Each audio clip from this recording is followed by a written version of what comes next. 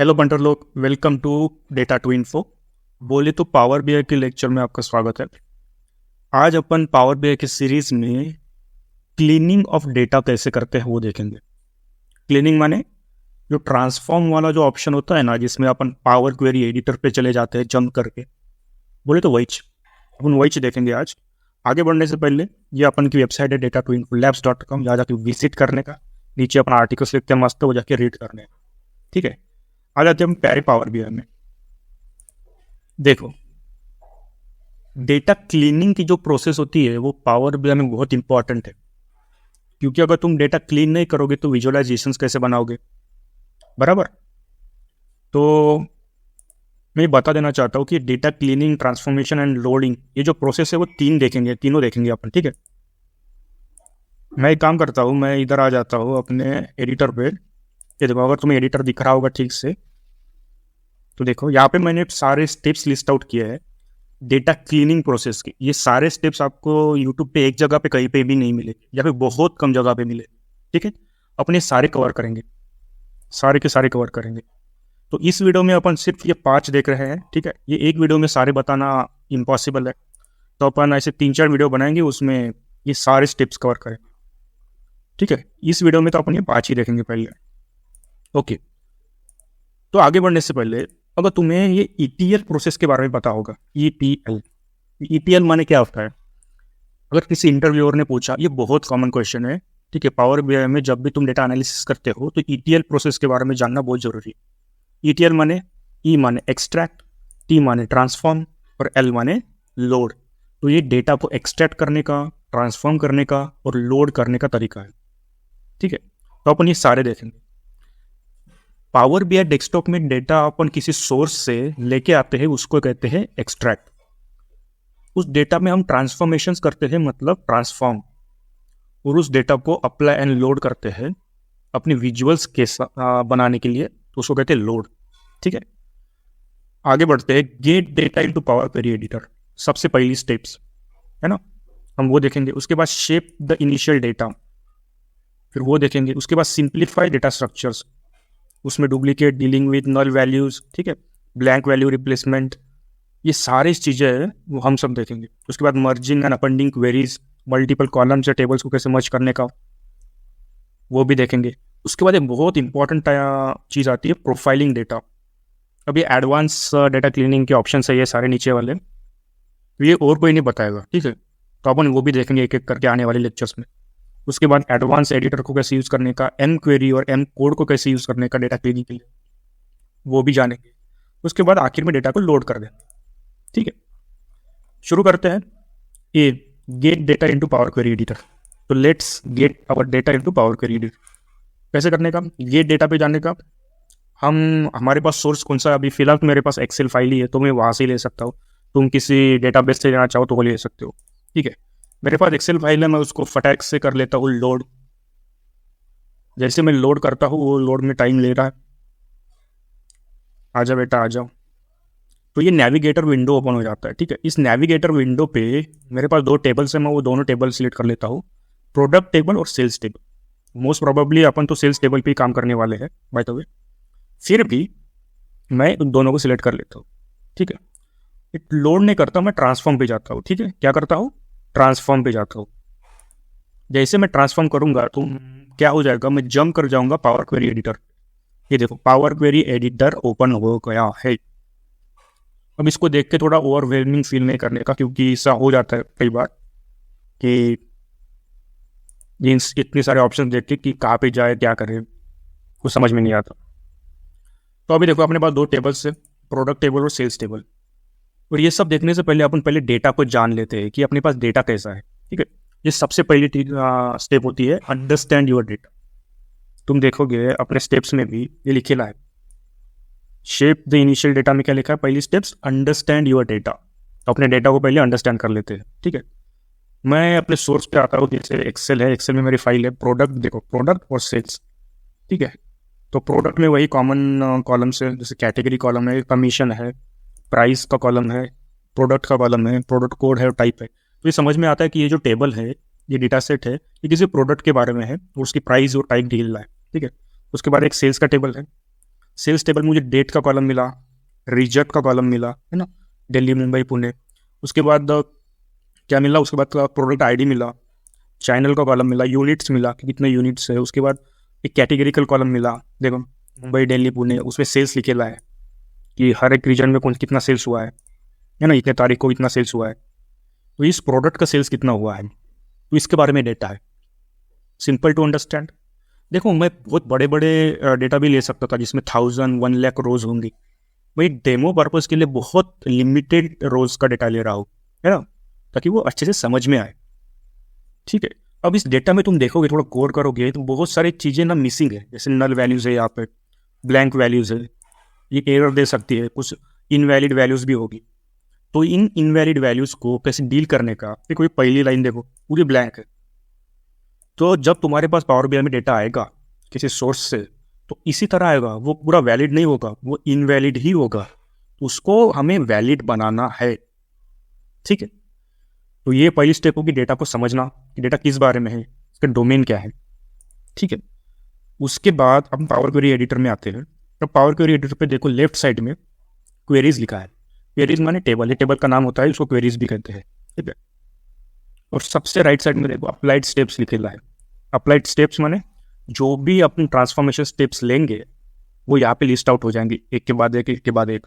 ठीक है, उसको तुम एक स्टेप से दूसरे स्टेप में जा सकते हो। ठीक है, किसी स्टेप्स को डिलीट मारना है तो यहाँ पे क्रॉस साइन होता है, उसको क्लिक मारने के बाद उसको डिलीट कर सकते हो। अभी देखो मेरे पास अप्लाइड स्टेप पे सिर्फ 2 ही स्टेप्स है, सोर्स और नेविगेशन। हो सकता है तुमने पहली बार पावर क्वेरी एडिटर ओपन किया है तो तुम्हें 4 स्टेप्स दिखाए थे, सोर्स, नेविगेशन, प्रमोटेड हेडर और चेंज टाइप। ठीक है, वो बाय डिफॉल्ट होता है। ये मैंने सेटिंग में जाकर थोड़ा चेंज किया है ताकि मैं शुरू से अप्लाइड स्टेप्स बना पाऊँ। ठीक है, शुरू से। अब मैं सोर्स पे जाता हूँ ना, तो तुम देखो कि ये ऐसा दिखता है सोर्स पे। सोर्स के आगे एक सिंबल दिखाई देगा चक्री वाला। ठीक है, सेटिंग का सिंबल है, उस पर तुम क्लिक मारोगे ना तो क्या होगा, वो तुम्हें पाथ बताएगा, तुम्हें सोर्स बताएगा कि ये जो तुमने एक्सेल फाइल ली है, ये टेबल लिया है, इसका सोर्स क्या है, सोर्स पाथ क्या है। तो ये है पाथ। अगर तुम किसी डेटाबेस से लेते हो तो डेटाबेस का पाथ दिखाई देगा। ठीक है, तो ये बात है। मैं काम करता हूँ, मैं तुम्हें शुरू से बताता हूँ कि ये मैंने कैसे किया, ये अप्लाइड स्टेप्स में शुरू से कैसे कर रहा था। ठीक है, मैं इसको एक काम करता हूँ, डिलीट मार देता हूँ फिलहाल। पावर क्वेरी एडिटर को थोड़ा बंद कर देता हूँ। मैं जाता हूँ अपने पावर बीआई में। अच्छा बेटा, हाँ, डिस्कार्ड चेंजेस करते हैं यहाँ पे जो भी है। अब देखो यहाँ पे अपने पास कोई डेटा नहीं फिलहाल। मैंने क्या किया था, मैं फाइल पे गया, ऑप्शंस एंड सेटिंग पे गया, इसके बाद ऑप्शंस पे गया तो एक विंडो ओपन होएगा, छोटा सा पॉपअप विंडो। ठीक है, हो जाए बेटा। हाँ, इस ऑप्शंस वाले पॉपअप विंडो में देखो ग्लोबल और करंट फाइल्स, ये 2 ग्रुप है। करंट फाइल्स में आने का, करंट फाइल में डेटा लोड का ऑप्शन होएगा, उस डेटा लोड वाले ऑप्शन पे क्लिक मारने का। अब ऊपर देखो ये जो टाइप डिटेक्शन और रिलेशनशिप्स है ना, उसमें वो कुछ टिक मार के होगा, ये देखो ऐसे। तो ये जो 3 टिक हो गया ना, मैं उसको अनटिक कर दिया। मैं उसको अनटिक कर दिया ताकि जो बाय डिफॉल्ट कुछ चीज़ें डिटेक्ट कर लेता है अप्लाइड स्टेप्स में, है ना, जैसे सोर्स हो गया, नेविगेशन हो गया, एक्सपांड हो गया, या फिर प्रमोटेड हेडर्स हो गया, चेंज टाइप हो गया, तो ये सब चीज़ें वो पहले ही कर देता है। अगर तुम्हें चाहो तो तुम वैसे रख सकते हो एज इट इज़, कोई दिक्कत नहीं है। मैं तुम्हें ये एक्स्ट्रा बता रहा हूँ इसलिए क्योंकि मैं शुरू से करना चाहता हूँ उसको, बेसिक से, फ्रॉम स्क्रैच, इसलिए मैंने इसको निकाल दिया। अगर तुम ये स्टेप नहीं भी करते हो तो भी कोई दिक्कत नहीं। ठीक है, मैं इसको ओके कर देता हूँ। अब मैं जाके पहले डेटा लोड करता हूँ। ठीक है, पहले क्या करता हूँ, मैं डेटा लोड करता हूँ। इसको कहते हैं एक्सट्रैक्शन स्टेप्स। ETL में एक्सट्रैक्शन स्टेप्स होती है, डेटा को एक्सट्रैक्ट कर रहा हूँ मैं, पहले इंपोर्ट कर रहा हूँ। ठीक है, मेरे पास 2 टेबल्स हैं, मैं दोनों टेबल को लेके ट्रांसफॉर्म डेटा पे क्लिक मारता हूँ। जैसे मैं ट्रांसफॉर्म डेटा पे क्लिक मारता हूँ, ये मुझे लेके जाता है पावर क्वेरी एडिटर पे।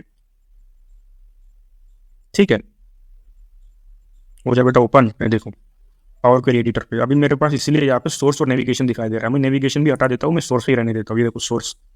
अब मैं सोर्स में ये डेटा जो कॉलम है, इसको मैं एक्सपांड करके मैं देख सकता हूँ कि मेरे पास टेबल्स है, कितने कॉलम्स है। ठीक है, टेबल 1 है, टेबल 2 है। टेबल 1 जो है यहाँ पे जो प्रोडक्ट टेबल का टेबल है, ये सेल्स टेबल का टेबल है। मैं सेल्स टेबल का जो टेबल है उसको एक्सपांड करके देखता हूँ। तो ये देखो तो इस तरह से एक्सपांड होता है। इसको कहते हैं नेविगेशन। नेविगेशन स्टेप्स माने एक्सपांड करना। मैं फिर से इसको निकाल देता हूँ। मैं क्या करता हूँ, सबसे पहली स्टेप और एक बेसिक स्टेप है, हो सके अगर तुम्हारे हाथ में हो सके तो अपने डेटा का थोड़ा बैकअप ले लो ट्रांसफॉर्म करने से पहले। क्या होता है, कभी कभार तुम ऐसे ट्रांसफॉर्मेशंस कर देते हो जिसमें तुम बैक नहीं जा सकते, बैक ट्रैक नहीं कर सकते कभी कभार। तो it is better to have a backup. अगर हो सके तो कर लो, अगर नहीं हो सके तो कोई दिक्कत नहीं है। पर मेरा मतलब ऐसा मानना है कि तुम बैकअप ले लो। जैसे मैं ये सेल्स टेबल है, मैं इसको राइट क्लिक करके डुप्लीकेट बना लेता हूँ यहाँ पे, देखो ऐसी तरह के बैकअप ले सकता हूँ। मैं उस बैकअप पे काम कर सकता हूँ, या फिर जो ओरिजिनल पे काम कर दो, बैकअप एज इट इज रख लो जो भी है। मैं उसको रीनेम भी कर देता हूँ। यहाँ पे रीनेम का प्रॉपर्टी है कि आई देखो रीनेम का नाम है, मैं इसको रीनेम कर देता हूँ टेस्ट नाम से। ठीक है, तो क्वेरी को रीनेम कर दिया। ठीक है, उस क्वेरी को देखो अप्लाइड स्टेप में सिर्फ सोर्स लिखाई दे रहा है। ठीक है, तो उसी क्वेरी को मैं एक्सपांड करता हूँ। ये तो क्या करता हूँ, एक्सपांड करता हूँ। अब देखो इसको मैं एक्सपांड करूंगा ना तो सेल्स टेबल ही दिखाई देगा, क्योंकि पहली बार मैंने सेल्स टेबल को एक्सपांड करा था बाय द वे। तो इसीलिए ये रहा मेरा सेल्स टेबल। सेल्स टेबल को अपन ने अच्छे से पहले जाना कि सेल्स टेबल में कौन कौन सा डेटा है। तो नेविगेशन हमें सोर्स के बाद नेविगेशन वाली स्टेप्स आई। ठीक है, उसके बाद देखो तुम हेडर देखो पहले अपने टेबल का क्या दिखाई दे रहा है हेडर पे। Column 1, column 2, column 3, column 4। ये अपना नाम है हेडर का? बिल्कुल भी नहीं। तो क्या करने का, अपने हेडर का नाम चेंज करना है अपन को। क्या करना है, हेडर का नाम चेंज करना है। तो हेडर का नाम देखो तुम, पहला रो देखो, ये पहला रो जो है वही है अपने हेडर का नाम। तो मैं उसको प्रमोट कर सकता हूँ। जो फर्स्ट रो है मैं उसको प्रमोट कर दूंगा हेडर पे। तो अपने पास ऑप्शन है, कहाँ पे ऑप्शन है ये देखो, होम टैब पे ये ट्रांसफॉर्म ग्रुप है, उसमें एक ऑप्शन है use first row as header. क्या है, use first row as header. तो जो फर्स्ट रो है वो हेडर हो जाएगा। ये देखो मैं करके दिखाता हूँ, use first row as header, तो वो फर्स्ट रो एज हेडर बन जाएगा। ठीक है, मैं फिर से निकाल देता हूँ इस प्रमोटेड हेडर वाले ऑप्शन को। मैं एक और तरीका बताता हूँ कि कहाँ से कर सकते हो। तुम ट्रांसफॉर्म वाले टैब पे जाओ, यहाँ पर भी तुम्हें एक ऑप्शन मिलेगा use first row as header. ठीक है, यहाँ से भी कर सकते हो। मैं एक और तीसरा तरीका बताता हूँ। ये जो फर्स्ट कॉलम है ना, उसके लेफ्ट साइड में देखो एक चौकट मिलेगा टेबल वाला। उस ड्रॉप डाउन को ओपन करोगे ना तो वहाँ पर भी एक सेकंड ऑप्शन है use first row as header. तो वो क्लिक मार देने का तो फर्स्ट रो हेडर बन जाएगा। देखो date column, region column, product ID, channel, units, Mumbai, Delhi, Pune है। तो ये सारी चीज़ें हैं, बहुत बढ़िया। अब तीसरा चीज़ क्या होता है, तीसरा चीज़ होता है डेटा टाइप चेंज करना। डेटा टाइप चेंज करना, हर एक कॉलम का कौन से पर्टिकुलर डेटा टाइप होना चाहिए। पहले पावर बीआई अपने हिसाब से डिटेक्ट करने की कोशिश करेगा कि डेटा टाइप क्या है। Mostly 80 to 90% power BI detect कर लेता है कि तुम्हारे कॉलम्स की, तुम्हारे एट्रीब्यूट्स की डेटा टाइप क्या होनी चाहिए। ठीक है, पर फिर भी एक बार चेक कर लेने का। डेटा टाइप कैसे चेक करने का, जैसे फर्स्ट कॉलम देखो, फर्स्ट कॉलम की इस डेट नाम के लेफ्ट साइड में ABC 1 2 3 लिखा है, वहाँ पे क्लिक मारोगे तो डेटा टाइप दिखाई देगा। तुम्हें अप्रोप्रिएट डेटा टाइप उसको देना है। जैसे डेट, इसका डेट होना चाहिए तो मैं डेट दे रहा हूँ। ठीक है, उसके बाद रीजन का क्या होना चाहिए, रीजन का होना चाहिए मेरे ख्याल से टेक्स्ट होना चाहिए, ये टेक्स्ट है। प्रोडक्ट आईडी का क्या होना चाहिए, प्रोडक्ट आईडी का मेरे ख्याल से ना ABC 1 2 3 ये मिक्स ही होगा, फिर भी मैं टेक्स्ट दे देता हूँ। ठीक है, उसके बाद क्या, चैनल, चैनल भी मेरे ख्याल से टेक्स्ट ही है। यूनिट क्या है, यूनिट मेरे ख्याल से होल नंबर है 1 2 3। ठीक है, उसके बाद ये तो ये कैटेगरिकल डेटा है यहाँ पे मेरे पास, मुंबई, दिल्ली, पुणे। ठीक है, तो इसमें भी सेल्स की वैल्यूज़ है ना, तो ये होल नंबर ही होना चाहिए, तीनों होल नंबर। ठीक है, तो यहाँ से तुम डेटा टाइप अपने अप्रोप्रिएट डेटा टाइप तुम चेंज कर सकते हो। तो ये हो गया डेटा टाइप वाला column, I mean data type वाली स्टेप। क्या क्या देखा अपन ने अभी तक, ये देखो अंडरस्टैंड योर डेटा वो हो गया। उसके बाद identify column headers and names, promote headers वो कर लिया। ठीक है, उसके बाद क्या है, रीनेम कॉलम्स है, रिमूव अननेसेसरी कॉलम और रोज है, और पाइवट और अनपाइवट है। ठीक है, वो सब देखेंगे। आ जाते हैं पावर क्वेरी एडिटर पे। अब देखो यहाँ पे ना तुम्हें कुछ एरर दिखाई देगा, हर एक किसी किसी कॉलम पे एरर है, अननेसेसरी कॉलम है, कुछ कुछ कॉलम पे ब्लैंक है, कुछ कुछ कॉलम पे नल है ना। नल माने कभी ब्लैंक है, देखो ब्लैंक अलग होता है और नल अलग होता है। ठीक है, नल वैल्यू को कैसे हैंडल करने का, ब्लैंक वैल्यू को कैसे हैंडल करने का, वो हम सेपरेटली देखेंगे। तो अभी देखो फिलहाल ये जो फर्स्ट रो है ना, इसका कोई मतलब नहीं बनता। फर्स्ट रो का पूरा नल है, तो मुझे वो फर्स्ट रो निकालनी है। फर्स्ट रो निकालनी है तो रो कैसे निकालने का, मैं काम करता हूँ, ये होम टैब पे चला जाता हूँ। होम टैब पे चला जाता हूँ तो तुम देखो ये यहाँ पे रिमूव रोज का ऑप्शन मिलेगा। रिड्यूस रोज वाले ग्रुप में रिमूव रोज वाला ऑप्शन मिलेगा। तो यहाँ पे बहुत सारे ऑप्शन है। रिमूव टॉप रोज है, रिमूव बॉटम रोज है, रिमूव अल्टरनेट रोज है। अल्टरनेट माने एक छोड़ के रोज रिमूव हो सकता है। उसके बाद डुप्लीकेट रोज अगर तुम्हें रिमूव कराने हैं तो वो भी रिमूव करा सकते हो। ब्लैंक रोज रिमूव करा सकते हो। एरर वाले रोज रिमूव करा सकते हो, है ना। तो यहाँ से करा सकते हो। देखो मैं रिमूव एरर ये कर रहा हूँ, तो ये जो एरर वाले रोज है मेरे पास, तो वो सारे रोज मेरे टेबल से रिमूव हो जाएगी। एरर वाले रोज रिमूव हो गए। मैं फिर से उसको अंडू करता हूँ इस स्टेप को। मैं एक और तरीका बताता हूँ। देखो यहाँ पर भी रिमूव एरर का ऑप्शन होगा, तुम यहाँ से भी रिमूव कर सकते हो एरर्स को। ये कोई इस तरह से हो गए। तो एरर वाले जो रोज थे वो रिमूव हो गए। बहुत बढ़िया। अब देखो ये नल वाले जो रोज है उसको भी मुझे रिमूव कराना है। जैसे ये फर्स्ट रो है, वो फर्स्ट रो को रिमूव कराना है, तो यहाँ पे फर्स्ट रो को रिमूव टॉप रोज वाला ऑप्शन है, मैं उसको रिमूव करा देता हूँ। तो अपने टेबल से टॉप रोज जो है वो रिमूव हो जाएंगे। टॉप रो में कितने कराने हैं, एक रो रिमूव कराना है, 2 रो रिमूव कराना है, या 3 रो रिमूव कराना है, उसका नंबर देने का। मेरे को एक ही रो रिमूव कराना है, तो मैं एक ही रो रिमूव कर रहा हूँ। ओके दबाता हूँ, तो टॉप वाला जो नल वाला रो था वो रिमूव हो गया। ठीक है। अब देखो कॉलम रिमूव कैसे कराने का। अब हो सकता है कि तुम्हारे पास कुछ अननेसेसरी कॉलम भी हो सकता है तुम्हारे टेबल में सारे कॉलम्स यानी सारे एट्रीब्यूट्स तुम्हें काम के नहीं होंगे विजुअलाइजेशन बनाने में। कुछ बेसिक कॉलम्स ही है जो विजुअलाइजेशन बना सकते हो। जैसे डेट वाला कॉलम हो गया, रीजन वाला कॉलम हो गया, मुझे चाहिए प्रोडक्ट आईडी चाहिए रिलेशनशिप्स बनाने के लिए। ठीक है। ये यूनिट वाला चाहिए। ठीक है। ये कैटेगरिकल कॉलम है, बाद में उसको देखो मुंबई दिल्ली पुणे, उसमें सेल्स है तो उसका विजुअलाइजेशन बनाया जा सकता है। पर ये एक और कॉलम है चैनल कॉलम। इस चैनल कॉलम से मैं क्या विजुअलाइजेशन बनाऊंगा भाई। ठीक है। अगर ऐसा लगता है कि तुम्हें वो अननेसेसरी है, उसमें अपनी मॉडल में रखने का कोई मतलब बनता नहीं है, ठीक, तो ये टेंशन काय को रखने का, इसको मिटा देने का। तो कैसे तुम कॉलम्स कैसे हटाओगे, रिमूव कॉलम्स में जाके, बराबर। ये देखो ये होम टैब पर ही रिमूव कॉलम्स का ऑप्शन होगा, रिमूव कॉलम। ठीक है। जो भी सिलेक्ट करके रखोगे तो वो रिमूव हो जाएगा। उसके बाद उसके नीचे वाला भी ऑप्शन है रिमूव अदर कॉलम्स। क्या हो जाएगा, जो सिलेक्ट करके रखोगे उसके अलावा जो कॉलम्स है वो रिमूव हो जाएंगे।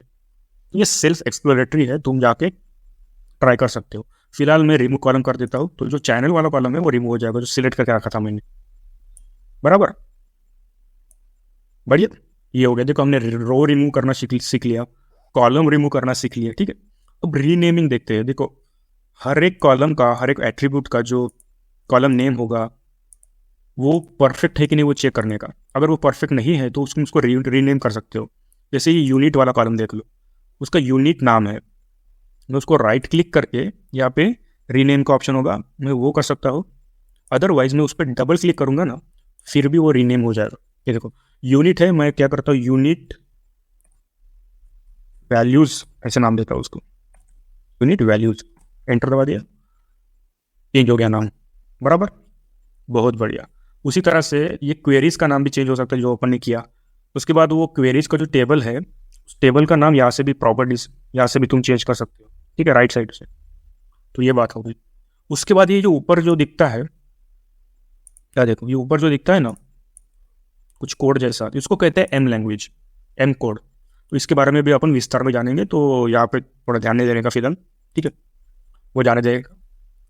उसके बाद क्या होता है अपने पास, और क्या स्टेप्स है भाई, कुछ रह तो नहीं गया। अंडरस्टैंड योर डेटा हो गया, identify column and headers names हो गया, प्रमोट कर दिया उसको, रीनेम कॉलम्स कर दिया। ठीक है, रिमूव अननेसेसरी रोज और कॉलम्स हो गया, जो अननेसेसरी लगते हैं रोज और कॉलम्स उसको रिमूव कर दिया।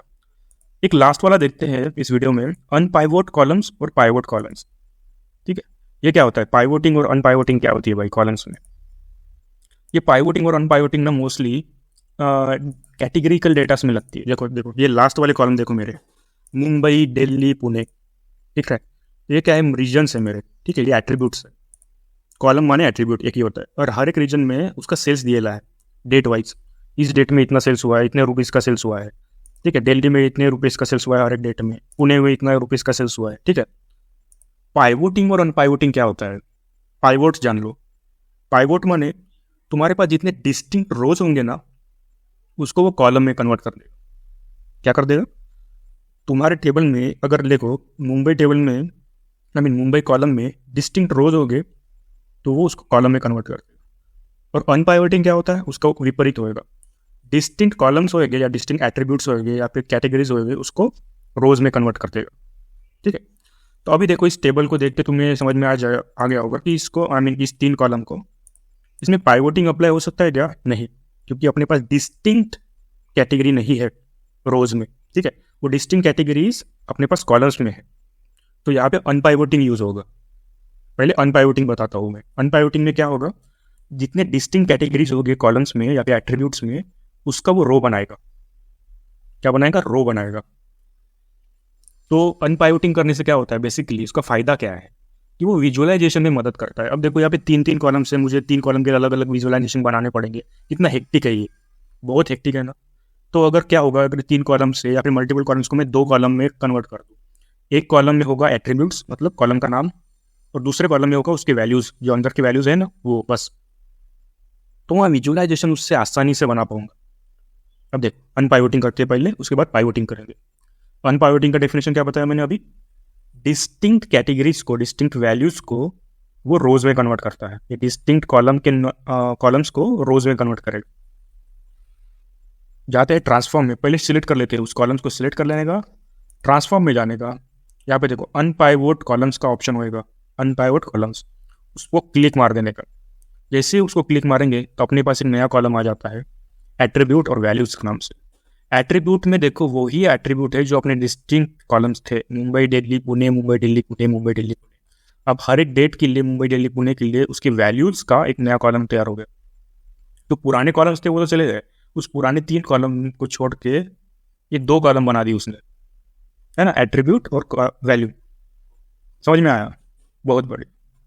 तो ये होता है अनपाइवोटिंग। अब पाइवोटिंग क्या होगा?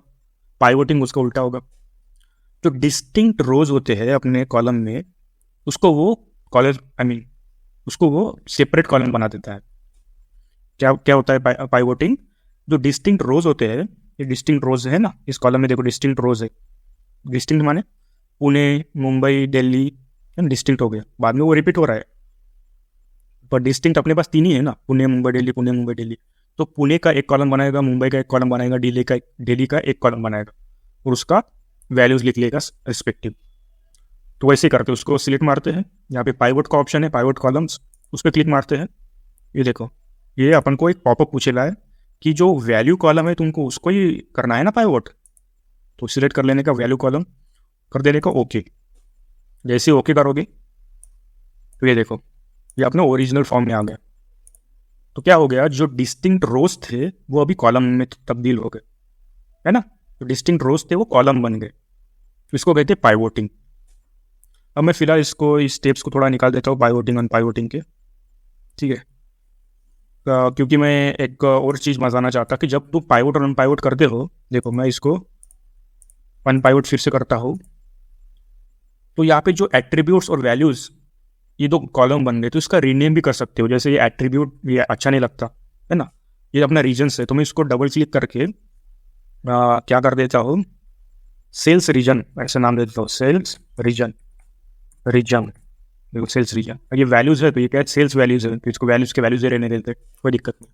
तो इस हिसाब से पाइवोटिंग और अनपाइवोटिंग भी किया जा सकता है। ठीक है, तो इस वीडियो में अपन इतना ही देखेंगे।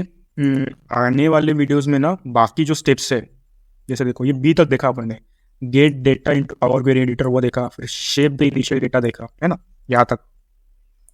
अब आगे वाले वीडियो में कवर करेंगे सिंप्लीफाई द डेटा स्ट्रक्चर, जिसमें रिप्लेसिंग डुप्लीकेट वैल्यूज, रिमूव और नल वैल्यूज के साथ कैसे डील करने का, फॉर्मेट कैसे करने का, वो सारी चीज़ें देखें। ठीक है, तो इस वीडियो में इतना ही। वीडियो को लाइक कर देना, चैनल को सब्सक्राइब कर देना, और हमेशा की तरह